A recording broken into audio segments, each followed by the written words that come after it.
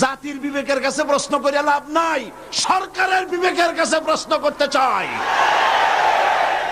এই ডিসেন্টিনা বন্ধ করো, সিনেমার নোংরামি বন্ধ করো, নইলে তোমাকে ক্ষমতা থেকে দড়ি বেঁধে টেনে বঙ্গোপসাগরে নিক্ষেপ করা হবে।